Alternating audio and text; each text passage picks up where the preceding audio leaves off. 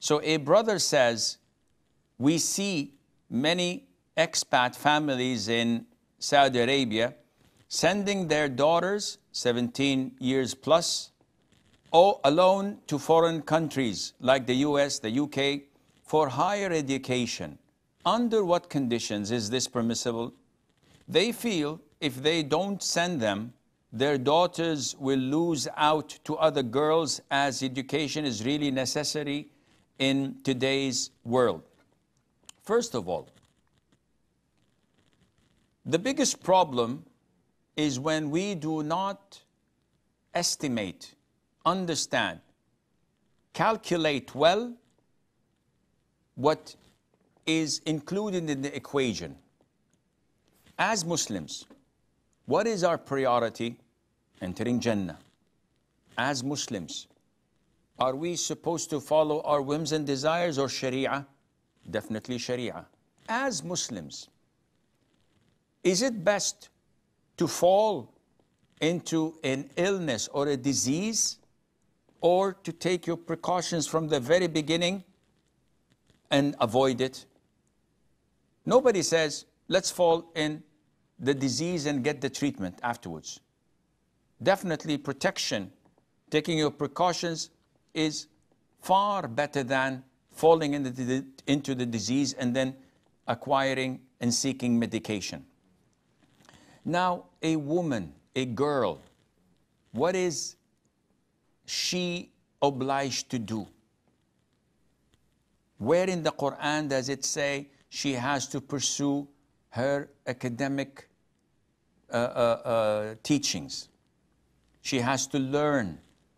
She has to get a degree or a master's or a PhD.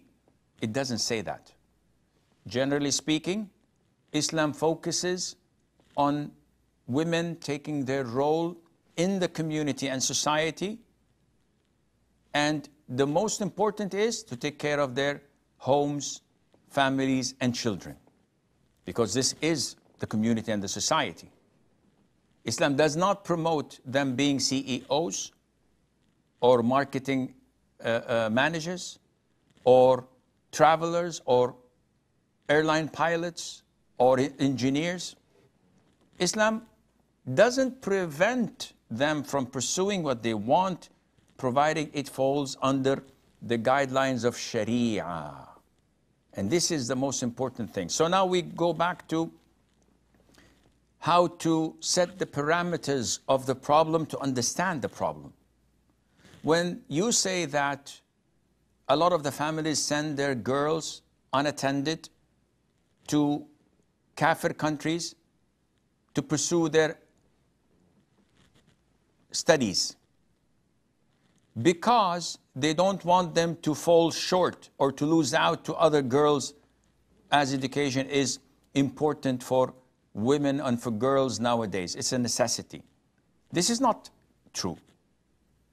If you mean that certain men demand and require that the woman they are to get married to must have a bachelor degree or a master's, then this is, yeah, true. Not all men demand this. Most men demand that a woman is righteous, practicing, beautiful, well-behaved, knows how to take care of children, knows how to take care of her husband. Her diploma or degree is good for decoration of the wall. It does not add any value to her marriage.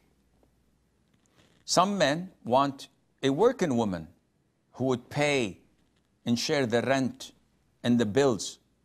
A real man doesn't accept this. So a sensible woman would not look for such a suitor. Therefore, what is happening at the moment, where families are sending their girls unattended to Kafir countries, is a grave mistake. And it indicates to you that it's a mistake that Allah Azza wa Jal prohibited a woman from traveling alone without a male mahram accompanying her. Allah Azza wa Jal prohibited a woman to get married without the approval and consent of her guardian, so that her decision making would be more logical and acceptable than when she makes it on her own. There are so many things that protect women in Islam. And definitely sending them unattended to a kafir country where everything goes and everything is encouraged that goes against Islam may help her in her studies, but it would definitely jeopardize her iman, her Islam. And it's like putting all the eggs in one basket, and you know what happens when it falls down. It all breaks. So this is not permissible. It is not part of what Islam teaches. A woman traveling alone is haram. A woman living in a kafir country is even worse, living alone in a kafir country. And alhamdulillah, we have Muslim countries, we have education that can be acquired in our own Muslim countries, and Allah Azza wa Jal knows best.